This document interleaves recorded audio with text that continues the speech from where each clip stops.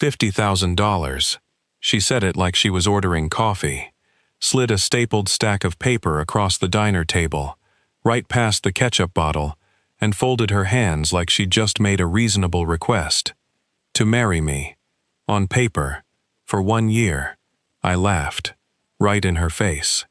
Couldn't help it. I'd come into that diner for the meatloaf special, and a break from a garage that was 30 days from belonging to the bank, and here was this woman, in a coat that cost more than my truck, offering me the exact number that would save my life like it was pocket change. "Lady," I said, "you got the wrong table. Dean Marsh, 34. You own Marsh & Son Auto, out on Route 9, the one your father left you. It's 4 payments behind, and the bank filed on it 11 days ago." She didn't blink. "You've got 2 employees, Earl and Gus, both past 70, both of whom you keep on payroll, even though the numbers say you can't. Last Tuesday, you gave the kid who busses these tables your last 20 because his register came up short and you didn't want him written up." She tilted her head. "I don't have the wrong table.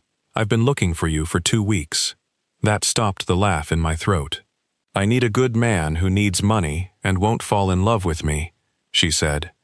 "You are, near as I can tell, the only person in this county who's both. So, 50,000. 1 year. Read the terms before you decide I'm crazy. Here's the thing. Nobody tells you about being 30 days from losing the only thing your dead father ever gave you. You stop being able to afford your pride." I told myself I'd hear her out, just to be polite. That's a lie. I picked up the contract because 50 grand was the difference between Earl and Gus having jobs, and Earl and Gus sitting in a room somewhere waiting to die. So I read it. Clause 1. I'd appear in public as her husband whenever required. Fine. Clause 2. I'd move into her house. Weird, but fine. Clause 3, 4, 5. Public appearances. No other relationships during the term. Complete discretion. Fine. Fine, fine. Then I got to Clause 7. I read it twice. Then I looked up at her. "You want to run this one by me out loud?" I said. "Because either I need glasses, or this contract says I have to share a bed with you." For the first time, something cracked in that perfect composure. She looked, for just a second, like a woman who hadn't slept in a week. "Yeah," she said quietly. "Clause 7. I'll explain. And when I do, you're going to understand why it's the most important line in the whole thing." Her name was Julia Sterling, and by the time she finished explaining, I understood 2 things. 1. She wasn't a rich woman buying a toy. 2. I was probably going to say yes, and it was going to blow up my whole careful life. Her father had built Sterling Machine Works from a 2-man shop into the biggest employer in the county. 400 people on that factory floor. Half the town. Basically, everybody's cousin, everybody's dad. When he died, he left the company to Julia, but he left it wrapped in a will, written by a stubborn old man who thought his daughter needed a husband to be whole. The will said she had to be married by her 30th birthday and stay married a full year, in a real household, or control of the company passed to her uncle. "And my Uncle Victor," Julia said, "has already got a buyer lined up. A conglomerate out of state. They'll strip the machines, ship the contracts overseas, and put 400 people out of work by Christmas." Her jaw tightened.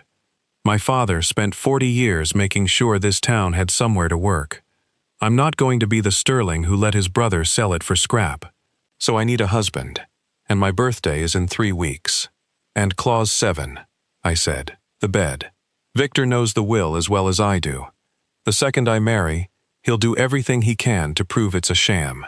Because if he can prove the marriage isn't bona fide, the whole thing's void, and the company's his." She met my eyes. "He'll hire people. He'll have the housekeeper watching.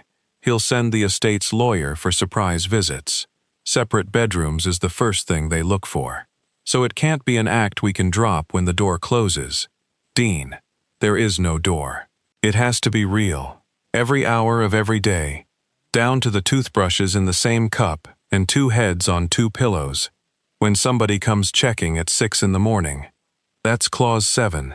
It's not about, color came into her face. It's not about anything but survival. Yours, and mine, and 400 other people's. I thought about Earl, who taught me to set a timing chain when I was 9. I thought about my father's name on a sign that was about to come down. I signed it. There's a pen behind the napkins, she said, already knowing. Before I tell you how a contract turned into the realest thing that ever happened to me, quick thing. If you've ever been the ordinary guy nobody expected much from, the one who just shows up and does the right thing when it's hard, and you like a story where a man like that finally gets his, do me a favor and hit that subscribe button, and tell me down in the comments where in the world you're listening from right now. I read them. It keeps me going. All right? Where were we? Right. I just signed my life away in a diner. We got married 3 days later at the courthouse. No flowers. No family. Mine's just me, and hers was the problem we were trying to solve. Earl and Gus were the witnesses. Gus cried, the old softy, and told Julia she was getting the best man in the county, and she looked at him like she wasn't sure if that was a joke. Then the judge said the words, and I put a $40 band on the finger of a woman I'd known for 3 days. And just like that, I was married to a millionaire. Then we drove to her house, and I understood I'd married into a whole different country. The place was enormous, marble that echoed, a kitchen you could park my truck in, and quiet, this heavy, expensive quiet, like the house was holding its breath. She showed me around, and it took 11 minutes, and the whole time, a woman in a gray uniform followed us at a distance, watching. That's Mrs. Pell, Julia murmured. Housekeeper. She's been here 20 years, and she is loyal to my uncle down to her shoes. Assume every word you say in this house goes straight to Victor. Assume it always. She raised her voice, bright and fake. And this is our room, honey. Our room. 1 bed. King-sized, sure, but 1. Mrs. Pell lingered in the doorway, with a stack of towels she did not need to be holding. It's perfect, I said, and put my arm around my wife of 4 hours, and felt her go stiff as a fence post. We're going to be real happy here.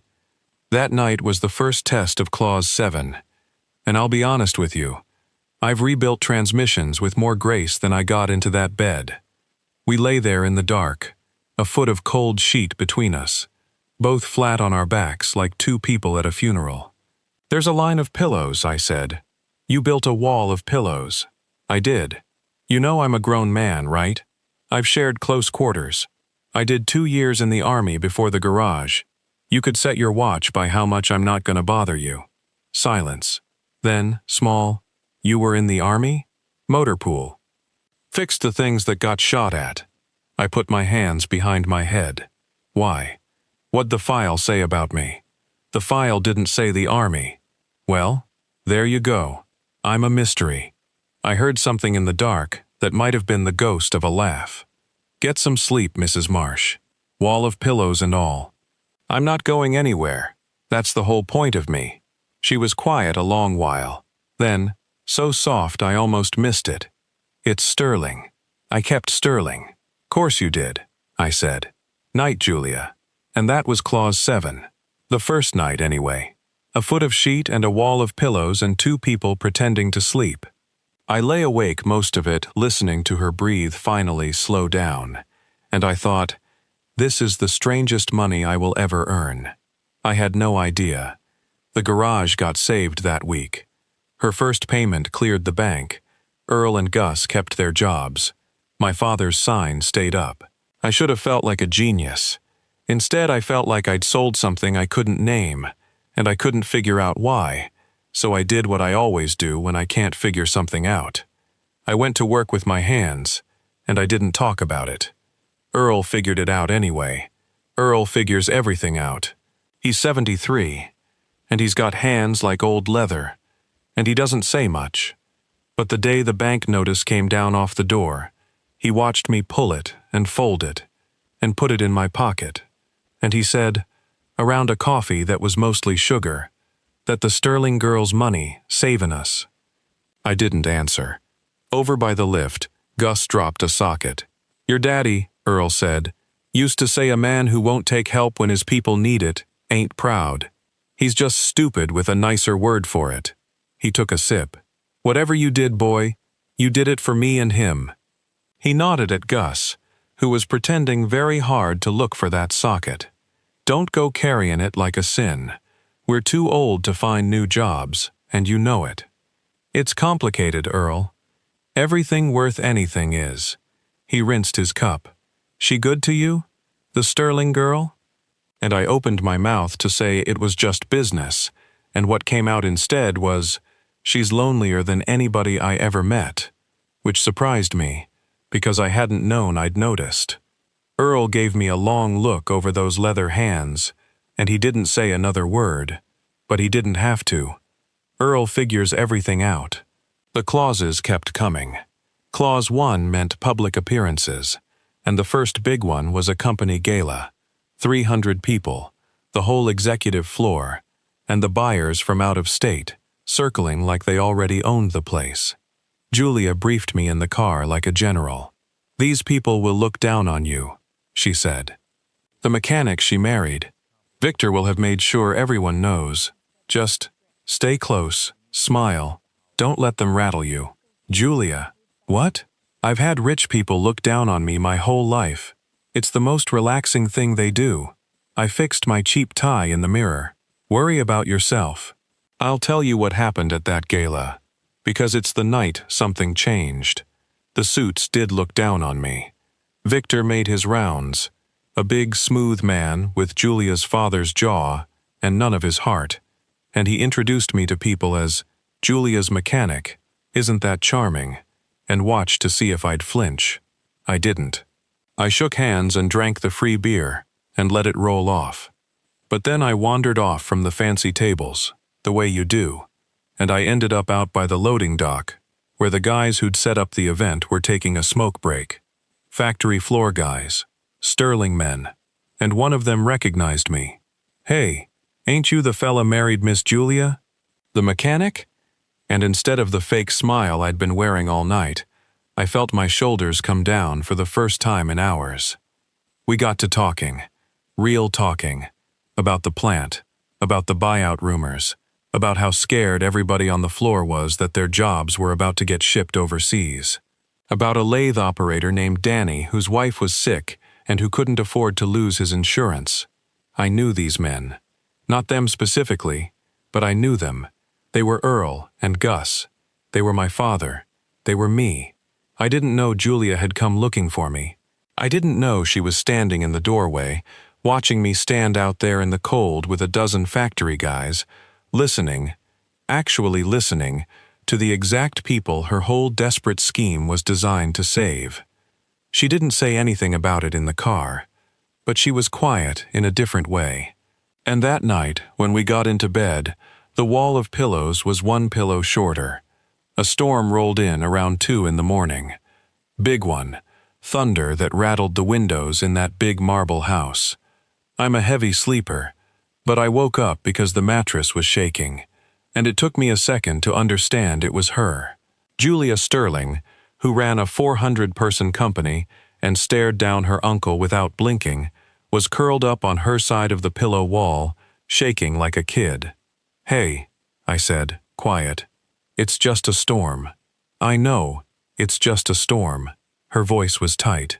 I've been afraid of them since I was 6. It's stupid. Go back to sleep. I'm not going to do that. Another crack of thunder. She flinched, and I made a decision, and I reached over, and I pulled 2 of the pillows out of the wall she'd built, and I set them on the floor. Come here. I'm not going to touch you, but you don't have to shake by yourself over there. That's a dumb way to spend a storm. She didn't move for a long time. Then, slowly, she scooted across the cold middle of the bed until her back was maybe 6 inches from my side, close enough that I could feel she was still shaking. My father used to sit up with me during storms, she said, to the dark. Told me the thunder was just the sky, rearranging the furniture. After he died, there was nobody to... She stopped. Mrs. Pell doesn't do storms. Victor certainly doesn't.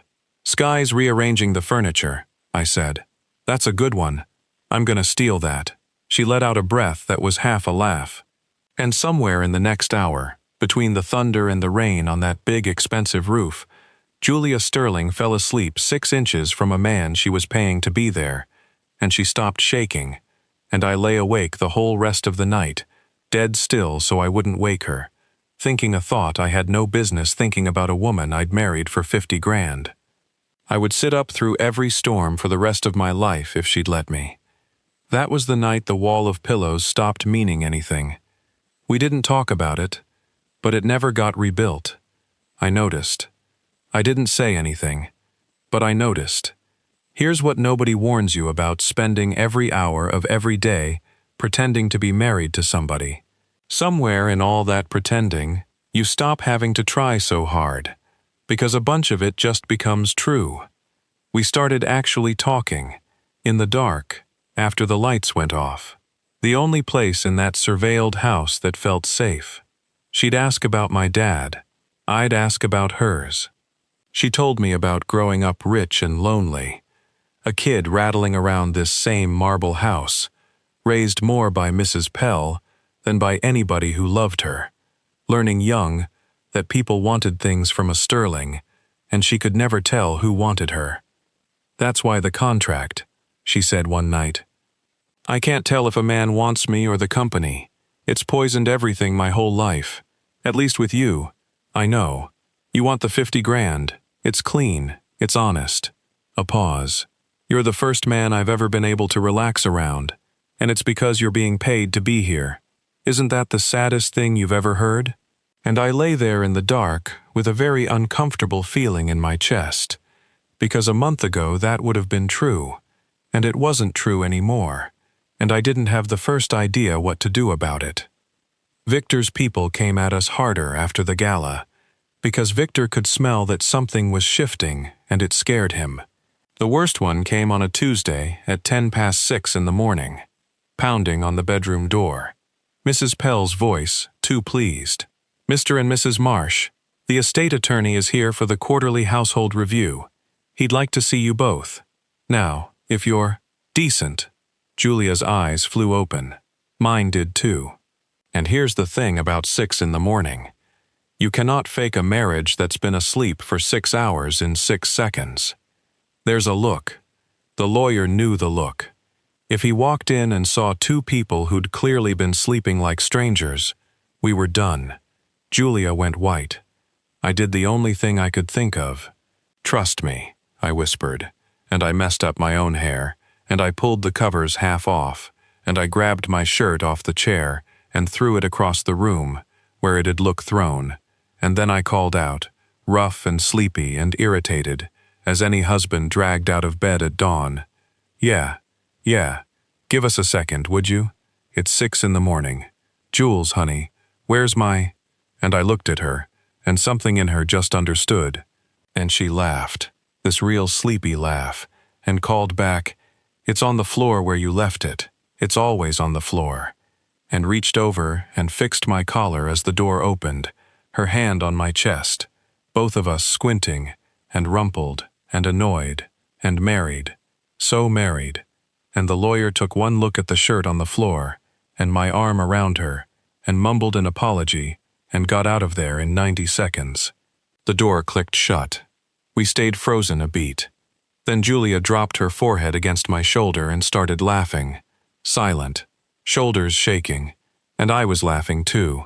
And she said into my chest, "Where's my shirt, Jules, honey? You are a criminal." And I said, "Motor pool." We improvise, and for about 10 seconds we were just 2 people laughing in a bed. No contract, no clause, no uncle, and her hand was still flat on my chest, and neither of us moved it. Then she did, and cleared her throat, and got up, and the morning went back to being complicated. But it happened. I keep telling you these small things happened because that's how it goes. A marriage doesn't turn real all at once. It turns real in 90-second increments. when nobody's got time to guard against it. There was one more thing before Victor moved, and it's the one that did me in. A water main let go on the Sterling factory floor on a Saturday, flooded the machine bay, and the company's maintenance guy was out of town, and the emergency plumber quoted a number that would have shut the line down for a week. I happened to be there dropping something off for Julia. I heard the foreman on the phone about to panic, and I did what I do. I found the shutoff, I found the busted coupling, I drove to my own garage for parts, and I fixed it myself, flat on my back in 2 inches of water for 3 hours, with Danny the lathe operator handing me tools. I didn't know Julia was watching from the mezzanine. I didn't know she stood up there the whole 3 hours watching her paper husband lie in the flood, fixing her father's factory for free, joking with her workers, one of them, easy in a way she'd never once been easy in her own company. She never mentioned it. But that was the night she took my hand under the dinner table when there was no one there to perform for. No lawyer, no Mrs. Pell, just her hand finding mine because she wanted it there. That's around when Victor made his move. He'd been watching, testing, sending Mrs. Pell's little reports, but we were airtight, so he escalated. First, the estate lawyer showed up at 6 a.m. for a routine wellness check, and thank God for Clause 7, because he walked into a bedroom with 2 people and 2 pillows and a pair of my work boots by the door and nothing to report. Then a PI started sitting outside the garage. Then Victor tried to catch me alone.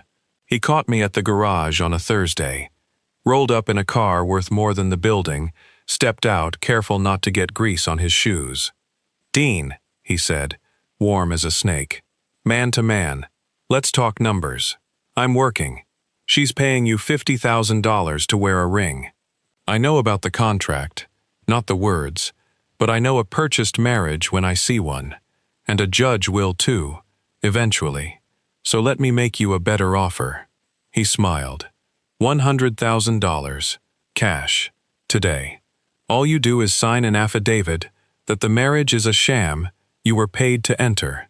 You double your money, you keep your little garage free and clear forever, and you walk away clean.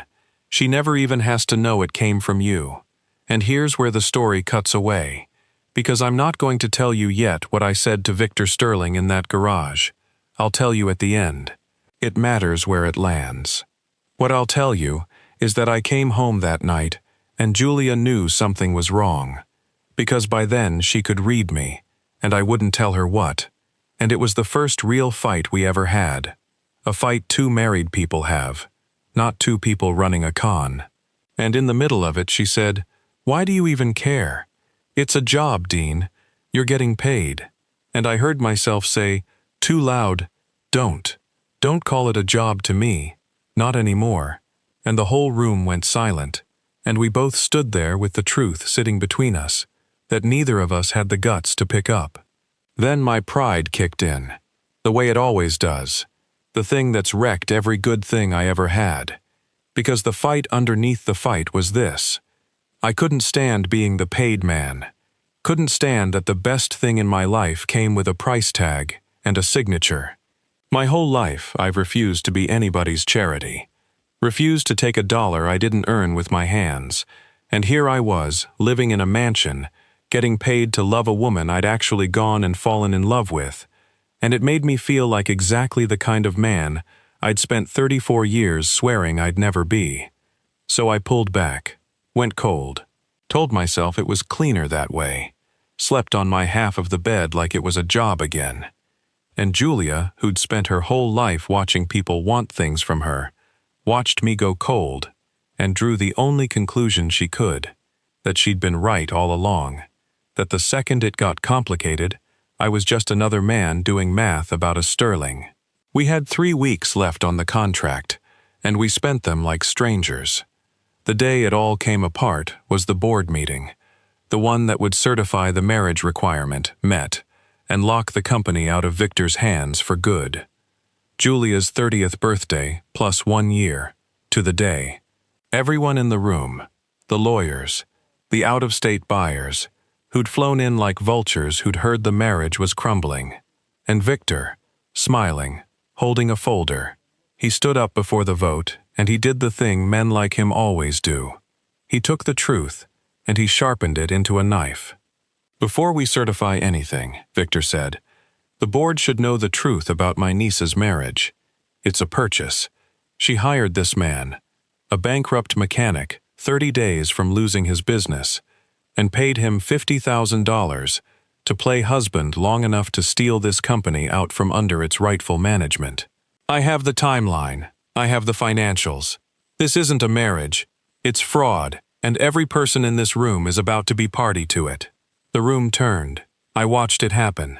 I watched 300 years of country club instinct decide that of course, the mechanic.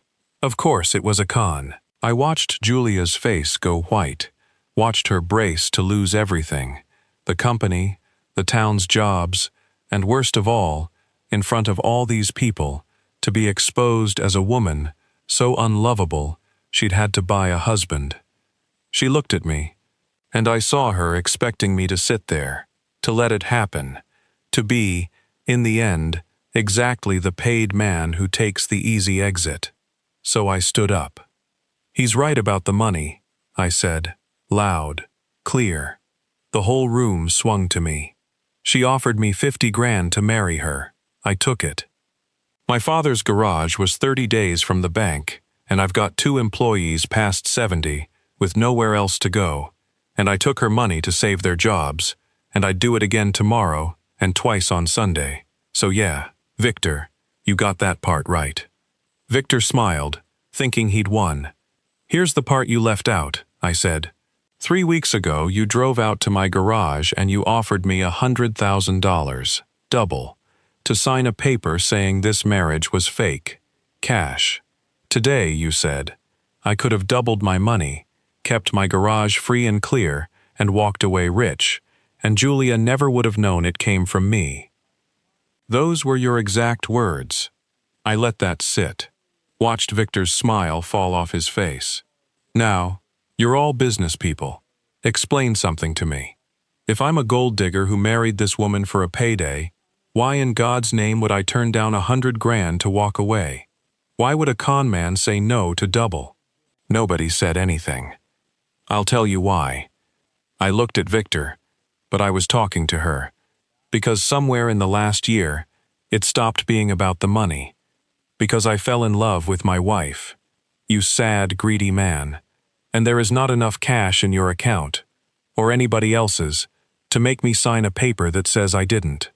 I told you to go to hell in that garage, and I'm telling you again in front of your whole board. This marriage started as a contract. It is not a contract anymore.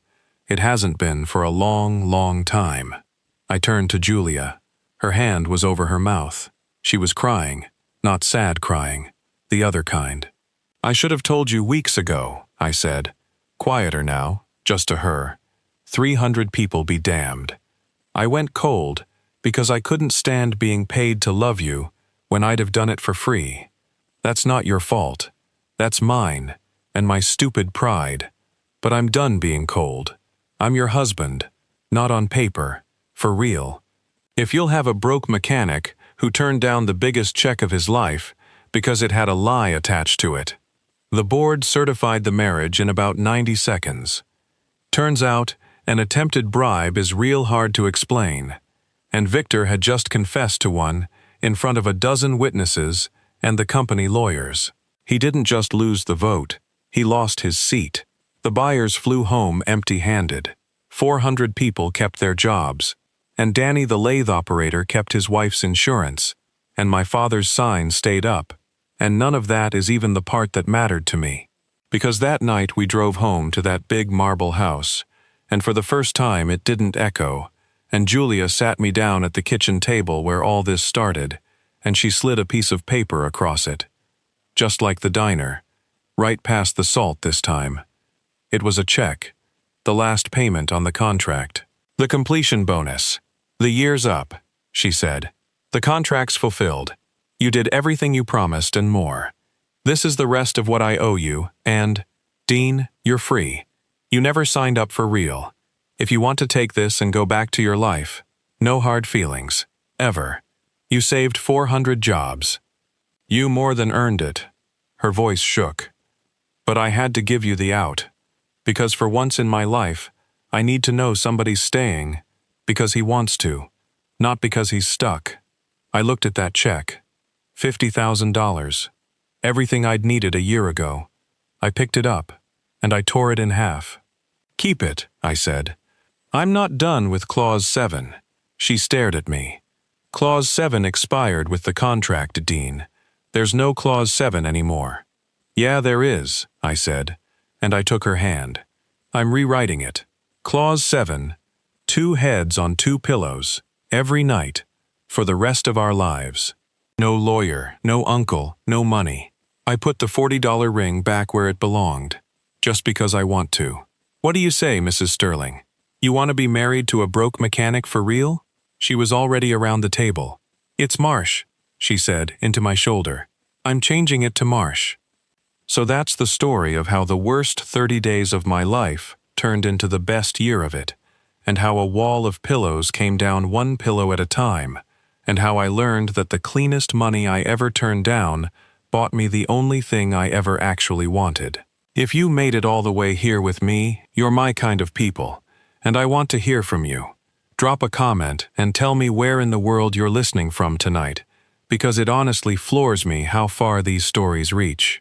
And tell me straight, if a stranger slid a contract across a table and offered you 50 grand to marry them for a year, would you have signed it like I did? Or would you have finished your coffee and walked out and never known? No wrong answer, just the one you'd have to live with. And if this one kept you company for a while, hit that like button so the next person finds it. Subscribe so you don't miss the next one. And ring that bell, because I've got a new story for you every single week, and something tells me you and I are going to get along just fine. Take care of each other out there. I'll see you in the next one.